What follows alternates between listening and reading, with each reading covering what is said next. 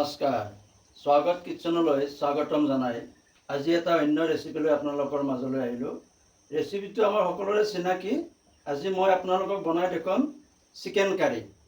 Broiler chicken local চিকেনৰ সোৱাদত কেনেকৈ বনাব পাৰি তাকে মই আজি আপোনালোকক দেখুৱাম। মই ইয়াতে 800 গ্ৰাম চিকেন লৈছোঁ আৰু এই চিকেনটো মই দুবাৰ ধুই লৈছোঁ। এতিয়া মই ইয়াক 10 মিনিটৰ কাৰণে আৰু এবাৰ ধুই ল'ম। 10 মিনিট ৰাখি দিম। প্ৰথমতে পানী দিলোঁ, নিমখ, 1 চামুচ লেবুৰ ৰস, আধা চামুচ হালধি, সেইটো দি মিলাই মই 10 মিনিটমান সময় এইটো ৰাখি দিম। এতিয়া মই চিকেনটো উঠাই এটা খৰাহীত পানীটো যাবলৈ থৈ দিম। মাত্ৰ 10 মিনিট থ'লেই হ'ব। এতিয়া মই এই চিকেনটো মেৰিনেট কৰিম। মেৰিনেট বেছি টাইম কৰিব নালাগে, মাত্ৰ 10-15 মিনিট মেৰিনেট কৰিলে হৈ গ'ল।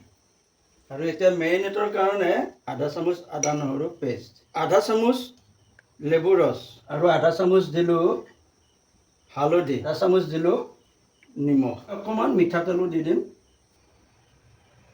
15 মিনিটৰ কাৰণে এখন ঢাকন লগাই মাত্ৰ 15 মিনিটৰ কাৰণে থৈ দিম। এতিয়া মই এটা কেৰাহী বহাই দিলোঁ, 100 গ্ৰাম মিঠাতেল দিলোঁ। মিঠাতেলটো খুব ধুনীয়াকৈ গৰম হ'বলৈ দিব। গৰম হোৱাৰ পিছত ফ্লেমটো শ্ল' কৰি দিব, মিঠাতেলটো ঠাণ্ডা হ'বলৈ দিব।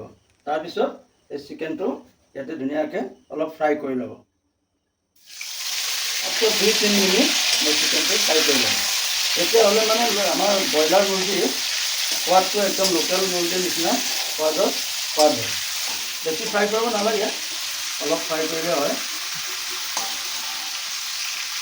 বাছ কেঁচা গোন্ধটো যাবৰ কাৰণে অলপ ফ্ৰাই কৰিব লাগে। তেতিয়াহ'লে লোকেল চিকেনৰ টেষ্টটো আহি যাব। সেইখিনি চিকেনো মই অকণমান ফ্ৰাই কৰি ল'ম গোটেইখিনি। এতিয়া চাওক মোৰ এইখিনি চিকেনো ফ্ৰাই হৈ গ'ল, মানে ইমানেই ফ্ৰাই কৰি লওঁ। এতিয়া চিকেনটো হৈ গ'ল মোৰ গোটেইখিনি ফ্ৰাই কৰা। এতিয়া মই এই তেলতে ফ্ৰাই কৰি ল'ম আলু কেইটুকুৰমান ফ্ৰাই কৰি ল'ম। এয়া মোৰ আলু ফ্ৰাই হৈ আছে। আলুটো ফ্ৰাই হোৱাৰ টাইমত মই এতিয়া পিঁয়াজ কাটি ল'ম। পিঁয়াজ মই 4টা লৈছোঁ মিডিয়াম চাইজৰ। এই পিঁয়াজকেইটা মই এতিয়া স্লাইজ আকাৰত কাটি ল'ম। এনেকৈ স্লাইজ আকাৰত পিঁয়াজকেইটা কাটি ল'ম। এয়া মোৰ পিঁয়াজ কাটা কমপ্লিট হৈ গ'ল। এতিয়া মোৰ আলুটো হৈ গ'ল ফ্ৰাই। মই আলুটো উঠাই ল'ম। ব্ৰাউন হোৱালৈকে ফ্ৰাই কৰি ল'ব। আলুটো হৈ গ'ল। এতিয়া মই এই তেলতে চিকেনখিনি বনাম। মোৰ তেল দিব লগা আৰু হোৱা নাই। প্ৰথমতে দিম তেজপাত 3 খিলা, শুকান জলকীয়া 3টা, গোটা জিৰা অকণমান, ডালচেনি 2 টুকুৰ, লং কেইটামান আৰু ইলাচি। এতিয়া ধুনীয়াকৈ লৰাই থাকিম। ইয়াৰ পৰা খুব সুন্দৰ গোন্ধ ওলাব। সুন্দৰ গোন্ধ যেতিয়া ওলাব তেতিয়া মই পিঁয়াজখিনি দি দিম। এতিয়া মোৰ মছলা ফ্ৰাই হৈ গৈছে। এতিয়া মই ইয়াতে মিলাম পিঁয়াজ। সুন্দৰ ব্ৰাউন কালাৰ কৰি সুন্দৰকৈ ইয়াক ফ্ৰাই কৰিম। পিঁয়াজটো ভাজোঁতে আপোনালোকে মিডিয়াম ফ্লেমত ভাজিব, নহ'লে জ্বলি যাব। জ্বলি গ'লে আচল সোৱাদটো নাহে। এতিয়া এইটো টাইমত মই দিম ইয়াতে 1 চামুচ আদা নহৰু পেষ্ট।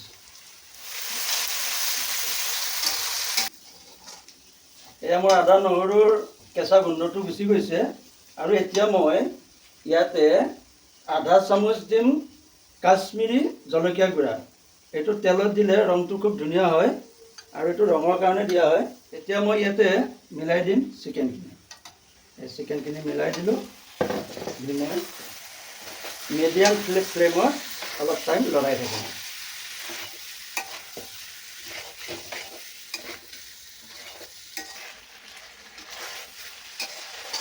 এতিয়া মই ইয়াতে মিলাম গৰম মছলাটো মই নিজে বনাই লৈছোঁ, সেইটো দিব লাগিব ইয়াতে।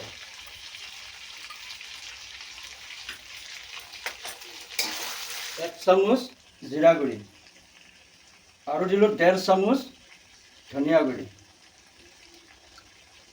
1 চামুচ চিকেন মছলা 1 চামুচ। সেইটো দি এতিয়া মই সুন্দৰকৈ লৰাই থাকিম। এতিয়া মোৰ মছলাখিনি চিকেনত খুব সুন্দৰকৈ লাগিছে। মই ইয়াতে মিলাম আলু আলু যে ফ্ৰাই কৰি লৈছিলোঁ এইখিনি মই মিলাই দিলোঁ। আলু মিলাই মই অকণমান লৰাই দিম। আলু দিয়াৰ পিছত ইয়াতে দিম মই, এইটো দেখিছে আপোনালোকে ধনিয়াৰ ঠাৰি। এই ধনিয়াৰ ঠাৰিটো আমি চিকেন মছলা, চিকেন কাৰী বা মাটনৰ কাৰী যিকোনো আইটেম বনালে আপোনালোকে দি চাব, খুব সুন্দৰ লাগে, খুব সুন্দৰ এটা ফ্লেভাৰ আহে। আৰু মই দি দিম 3টা কেঁচা জলকীয়া। অকণমান ড্ৰাই হৈ গৈছে কাৰণ শুকান মছলা দিয়া হৈছে যিহেতু, আৰু এইটো ড্ৰাই হ'লে অকণমান গৰম পানী দি মই লাৰি দিম, নহ'লে মছলাটো জ্বলি যাব, জ্বলি গ'লে সোৱাদটো ভাল নহ'ব। এতিয়া মই অকণমান গৰম পানী দি লাৰি দিম। এই টাইমতে মই মিলাম সৰু আকাৰৰ 2টা বিলাহী। বিলাহীটো এইটো চাওক, মই এনেকৈ স্লাইচ আকাৰত কাটি ল'ম, মাজৰ এইটো অংশ পেলাই দিম। এতিয়া মই বিলাহীটো এনেকৈ স্লাইচ কৰি কাটি ল'ম। মোৰ বিলাহী 2টা কাটা হৈ গ'ল। এতিয়া মই এই বিলাহীটো ইয়াতে মিলাই দিম। মই বিলাহী 2টা মিলাই দিলোঁ। মিলাই দি মই ইয়াক লৰাই থাকিম। আৰু যিহেতু বিলাহী দিছোঁ, বিলাহী দিলে আমি অলপ নিমখ দিব লাগিব। আধা চামুচ নিমখ দি দিলোঁ। আপোনালোকে সোৱাদ অনুযায়ী দিব।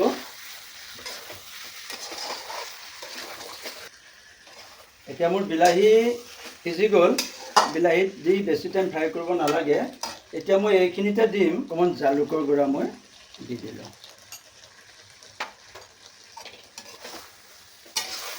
এতিয়া মই ইয়াতে মোৰ চিকেন ফ্ৰাই হৈ গ'ল। মই ইয়াতে দিম গৰম পানী। আপোনালোকে চিকেন কাৰীত গৰম পানী মিলাব, মই গৰম পানী দি দিলোঁ। গৰম পানী আপোনালোকে আন্দাজমতে দিব, কাক কেনেকুৱা লাগে।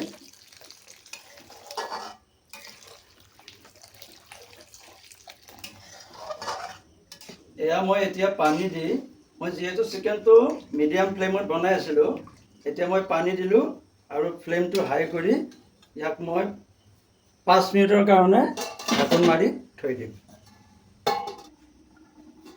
এয়া চাওক, চিকেন কাৰী মোৰ হৈ গ'ল। এতিয়া মই গেছৰ ফ্লেম অফ কৰি দিম। গেছৰ ফ্লেম অফ কৰি মই ইয়াক এতিয়া পৰিৱেশন কৰিম। অলপ ওপৰৰ পৰা ধনিয়া গাৰ্নিছ কৰি দিম। চাওক, দেখিব কি সুন্দৰ হৈছে।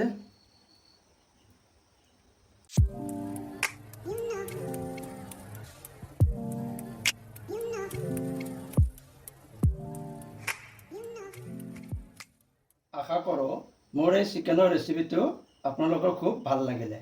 এনেদৰে আপোনালোকে এবাৰ বনাই খাই চাব আৰু মোৰ চেনেলটো এবাৰ ছাবস্ক্ৰাইব কৰি দিব। আজিলৈ আহিছোঁ, ধন্যবাদ।